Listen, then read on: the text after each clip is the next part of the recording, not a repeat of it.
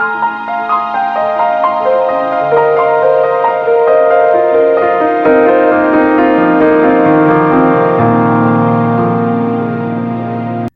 डिस्ट्रॅक्शनच्या युगात आपण खूप कामे करतो, पण त्यापैकी खरंच किती महत्त्वाची कामे करतो? आपला दिवसभर सोशल मीडिया, कॉल्स, मेसेजेस याच्यामध्ये किती वेळ जातो? यामुळे आपण आपल्या खऱ्या क्षमतेने काम करू शकत नाही. तुम्हाला आठवतं का, आपल्याला आपल्या लहानपणी सांगितलं गेलं होतं की एकाग्रतेने केलेले एक काम 1000 कामापेक्षा भारी असते. पण काळाच्या युगात आपण जसजसे मोठे होत गेलो तशी तशी ही शिकवण मागे पडत गेली. पण खरंच एकाग्रतेने काम करणे खूप महत्त्वाचे आहे. आता ती एकाग्रता वाढवायची कशी आणि ती आपल्या कामामध्ये कशी वापरायची, या सगळ्या प्रश्नांची उत्तरे आपण आजच्या पुस्तकामध्ये पाहणार आहोत. चला तर मग सुरू करूया. हाय, हॅलो, नमस्कार. आज आपण लेखक कॅल न्यूपोर्ट यांच्या डीप वर्क या पुस्तकाचे सारांशरूपी अभिवाचन करणार आहोत. चला तर मग सुरू करूया. या पुस्तकातील पहिला भाग, डीप वर्क हायपोथेसिस. आता आपण या डिजिटल युगात यशस्वी होणाऱ्या 2 प्रकारच्या लोकांबद्दल जाणून घेऊ. पहिले, बुद्धिमान यंत्रे आणि तंत्रज्ञानासह काम करू शकणारे. दुसरे, त्यांच्या कार्यक्षेत्रात स्टार मानले जाणारे. या यशस्वी कामगारांमध्ये 2 प्रमुख गुण आहेत. पहिले, कठीण काम लवकर स्वीकारण्याची आणि ती जलद पारंगत करण्याची क्षमता.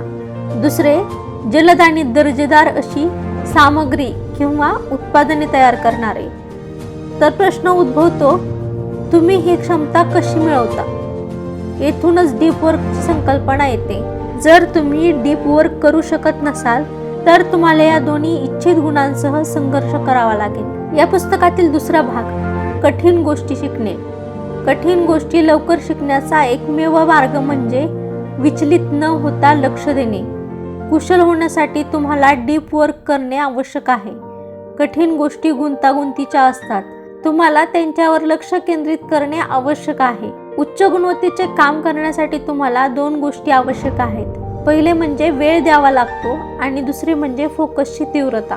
उच्चस्तरीय काम करण्यासाठी तुम्हाला विचलित न होता दीर्घकाळ एकाच कामावर लक्ष केंद्रित करणे आवश्यक आहे.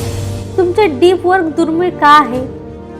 बरेच व्यवसाय अशा संस्कृतीचे पालन करतात जी सतत कनेक्शन, विनंत्यांना जलद प्रतिसाद आणि उच्च प्रदर्शनास प्रोत्साहन देते. हे वर्तन कर्मचाऱ्यांच्या डीप वर्क करण्याच्या क्षमतेला अडथळा आणते. याचे एक साधे कारण आहे, ते म्हणजे आज कामगार दृश्यमान व्यवसाय वाढत्या प्रमाणात चालवत आहेत, कारण त्यांना त्यांचे मूल्य प्रदर्शित करण्याचा दुसरा कोणताही मार्ग सापडत नाही. उत्पादकतेसाठी एक पर्याय म्हणून व्यवस्था तुमच्या कामात उत्पादक आणि मौल्यवान असल्याचा अर्थ काय आहे याचे निर्देशक नसताना बरेच काम दृश्यमान मार्गाने केले जाऊ शकते. अनेक ज्ञानी कामगार प्रथम व्यक्ती उत्पादकतेच्या औद्योगिक निर्देशाकडे वळतात. न्यूपोर्ट असे म्हणतात की डीप वर्क म्हणजेच लक्ष देऊन काम करणे कठीण आहे आणि उथळ काम करणे सोपे आहे. आपण डीप वर्क का कराल? डीप वर्क ही एक अशी क्रिया आहे जी प्रवाहाची स्थिती निर्माण करते. प्रवाह स्थिती हा मानसशास्त्रज्ञ मिहाली यांनी तुमचे मन मर्यादेपर्यंत ताणण्याची आणि लक्ष केंद्रित करण्याची क्षमता वर्णन करण्यासाठी वापरला आहे. आणि जसे आपण शिकलो आहोत, प्रवाह आनंद निर्माण करतो. या 2 कल्पनांचे संयोजन आपल्याला डीप वर्क बाजूने आणखी एक मुद्दा देते. डीप वर्क आपल्या विचारसरणीला आकार देते, ते आपले जीवन सुधारते. हे स्पष्ट आहे की डीप वर्क हे तुमच्या कामात खरा अर्थ शोधण्याचे उत्तर आहे. हे तुम्हाला तुमचे कार्य सुधारण्यास आणि लक्ष विचलित करणाऱ्या कार्याला समाधानकारक, अर्थपूर्ण आणि यशस्वी बनवण्यास मदत करू शकते. या पुस्तकातील दुसरा भाग, कसे. डीप वर्कचा फायदा घेण्यास आणि तुमच्या कामात प्रभुत्व मिळवण्यास मदत करणारे 4 मुख्य नियम आहेत. डीप वर्कची सवय लावण्याचा मार्ग म्हणजे तुमच्या चांगल्या हेतूंपेक्षा पुढे जाणे आणि तुमच्या कामाच्या जीवनात दिनचर्या समाविष्ट करणे. हे तुमची मर्यादित इच्छाशक्ती कमी करण्यासाठी डिझाईन केलेले आहे, जे अढळ लक्ष केंद्रित करण्यासाठी आवश्यक आहे. डीप वर्क सूत्रांचा जास्तीत जास्त फायदा घेण्यासाठी काही मुद्दे महत्त्वाचे आहेत. पहिला, तुम्ही कुठे काम कराल आणि किती काळ काम कराल ते ठरवा. एक असा झोन तयार करा जिथे तुम्ही लक्ष केंद्रित करू शकाल.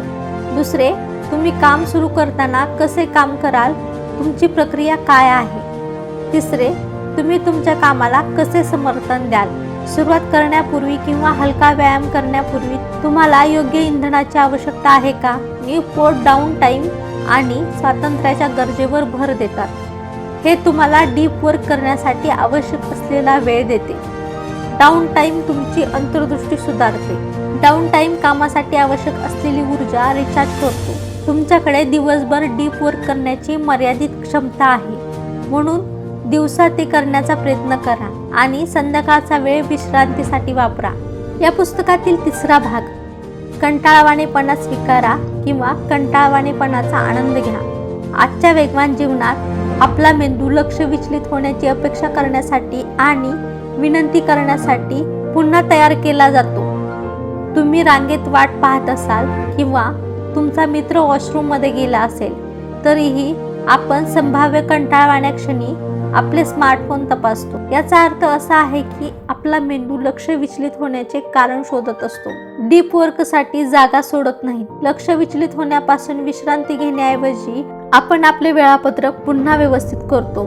त्याऐवजी आपण या विचलित होण्यापासून लक्ष केंद्रित करून विश्रांती घेतली पाहिजे. हे करण्यासाठी तुम्ही ध्यान करू शकता. उत्पादक ध्यानाचे ध्येय म्हणजे तुम्हाला शारीरिकदृष्ट्या व्यस्त करणे. या ध्यानाचे ध्येय म्हणजे तुम्हाला शारीरिकदृष्ट्या व्यस्त ठेवणे, परंतु मानसिकदृष्ट्या व्यस्त न ठेवणे. चालणे, जॉगिंग, गाडी चालवणे, आंघोळ करणे आणि तुमच्या सुस्पष्ट व्यावसायिक समस्येवर लक्ष केंद्रित करणे. यशस्वी उत्पादक ध्यानाची गुरुकिल्ली म्हणजे जेव्हा तुमचे मन भटकते तेव्हा तुमचे लक्ष सतत समस्येकडे परत आणणे. फायदे मिळवण्यासाठी तुम्हाला ते सातत्याने करावे लागेल. जेव्हा तुम्ही काम करायला सुरुवात करता तेव्हा तुमचे मन बंडखोरासारखे वागते आणि निरुपयोगी पण मजेदार विचार मनात आणते. जेव्हा जेव्हा तुमचे लक्ष समस्येपासून दूर जाऊ लागते तेव्हा स्वतःला आठवण करून द्या की तुम्ही नंतर त्याबद्दल विचार करू शकता आणि तुमचे लक्ष परत आणा. या पुस्तकातील चौथा भाग, सोशल मीडिया सोडा. इंटरनेट हा आपल्या जीवनाचा एक अमूल्य भाग आहे आणि तुम्ही अचानक त्याचा वापर थांबवू नये. तथापि तुम्ही सोशल मीडिया सोडण्याचे आव्हान स्वीकारले पाहिजे आणि फक्त 30 दिवसांपासून सुरुवात केली पाहिजे. सोशल मीडिया शिवायचे दिवस तुम्ही सोशल मीडिया तपासू शकता त्या दिवसांपेक्षा वाईट असू शकतात का. तुम्ही सोशल मीडिया वापरत नाही आहात हे कुणाला लक्षात येते किंवा काळजी वाटते का. तुमचे खाते हटवल्याशिवाय आणि अधिकृत घोषणा न करता तुम्हाला फक्त सोशल मीडिया वापरणे थांबवावे लागेल. डीप वर्क करण्यासाठी तुम्ही या विचलित कनेक्टेड जगाला सक्रियपणे नाकारले पाहिजे. तुम्ही मनोरंजन म्हणून इंटरनेट वापरणे थांबवले पाहिजे. तुम्ही जाणीवपूर्वक नेट ब्राउज करण्याऐवजी तुमच्या मनाने अधिक अर्थपूर्ण गोष्टी करा. तुम्हाला अधिक समाधानी वाटेल. जर तुम्हाला मनोरंजन साईट्सवरून तुमचा वेळ आणि लक्ष मोकळे करायचे असेल तर तुमच्या मनाला दुसरे काहीतरी करायला द्या. हे तुम्हाला केवळ विचलित होण्यापासून रोखेलच, परंतु कदाचित पहिल्यांदाच तुम्हाला जीवनाचा अर्थ समजेल. या पुस्तकातील 5वा भाग, उथळ जागा साफ करा.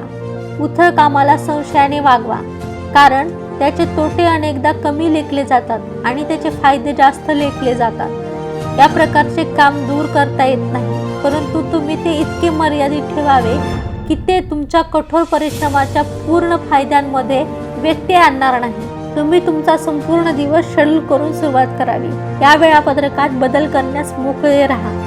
या रचनेचा अर्थ असा आहे की तुम्हाला उथळ कामात अडकण्याची शक्यता कमी आहे. जर तुमच्या वेळापत्रकात रचना नसेल आणि ते खूप लवचिक असेल तर तुम्ही स्वतःला निरुपयोगी सोशल मीडियावर आणि इंटरनेटवर ब्राउज करत असल्याचे आढळेल. संरचनेसह तुम्ही नियमितपणे नवीन कल्पनांचा विचार कराल किंवा आव्हानात्मक कामांवर नियंत्रण ठेवून काम कराल याची खात्री असते. अशा प्रकारच्या वचनबद्धतेद्वारे नाविन्य घडते. सरचे दृष्टिकोनाचा फायदा असा आहे की तुम्ही किती वेळ सखोल कामावर घालवत आहात आणि किती वेळ उथळ कामावर घालवत आहात ते तुम्हाला स्पष्टपणे कळते. हे प्रमाण समजून घ्या आणि तुमचा वेळ अशा प्रकारे समायोजित करा की दिवसाचा बराचसा वेळ सखोल कामावर लक्ष केंद्रित करण्यात घालवला जाईल. हे कसे करावे यासाठी काही टिप्स आणि युक्त्या. या टिप्स उथळ काम टाळण्यासाठी आणि सखोल कामात प्रोत्साहन देण्यासाठी आहेत. तुम्हाला ईमेल करणाऱ्या लोकांना अधिक काम करायला लावण्याचा प्रयत्न करा. फिल्टर तयार करा जेणेकरून तुमचे अधिक महत्त्वाचे ईमेल वेळ वाया घालवणाऱ्या ईमेल्सपासून वेगळे होतील. जेव्हा तुम्ही ईमेलला उत्तर देता किंवा पाठवता तेव्हा नंतर अधिक कामाची आवश्यकता असू शकते. अशा लहान उत्तरे पाठवण्याऐवजी अधिक काम करा. ईमेलसह कार्यक्षम व्हा. लगेच करता येणारी कामे पुढे ढकलू नका. प्रतिसाद देऊ नका. प्रत्येक गोष्टीला प्रतिसाद देणे आवश्यक नाही. तुम्हाला यात आरामदायी राहावे लागेल, परंतु तुम्हाला लवकरच फायदे दिसतील. या पुस्तकातील 6वा भाग, व्यस्त राहणे थांबवा. सखोल जीवन प्रत्येकासाठी नाही. यासाठी तुमच्या सवयी आणि कठोर परिश्रमात महत्त्वपूर्ण बदल आवश्यक आहे. अनेक लोकांसाठी ईमेल्स, मेसेजिंग आणि सोशल मीडियाची कृत्रिम व्यवस्था ही सांत्वनाची बाब आहे. डीप लाईफमध्ये तुम्हाला खूप काही मागे सोडावे लागते. तुम्ही सर्वोत्तम बनण्यासाठी कठोर परिश्रम करणे कठीण आहे, कारण ही शक्ती तुम्हाला हे जाणवून देते की कदाचित तुमचे सर्वोत्तम अद्याप घडलेले नाही. समृद्ध आणि उत्पादक जीवनाचा मार्ग डीप वर्कमधून आहे. तो तुमच्या मनाला तुमच्या पूर्ण क्षमतेने काम करण्यास आणि तुमच्या आराम आणि भीतीच्या पलीकडे जाण्यास अनुमती देतो. हे पूर्णपणे शक्य आहे आणि एकदा तुम्ही सुरुवात केली की तुम्ही मागे वळून पाहणार नाही. यातील काही महत्त्वाचे मुद्दे. पहिला मुद्दा, कठीण काम सहजपणे करण्यासाठी आणि उत्तम उत्पादने तयार करण्यासाठी तुम्हाला डीप वर्क करणे आवश्यक आहे. दुसरे, डीप वर्क दुर्मिळ आहे कारण उथळ काम सोपे आहे. डीप वर्क कठीण आहे, परंतु एकदा तुम्ही सुरुवात केली की तुम्हाला त्याचे फायदे दिसतील. तिसरा मुद्दा, जर तुम्हाला तुमची उत्पादकता आणि काम जास्तीत जास्त करायचे असेल तर 4 नियम पाळावेत.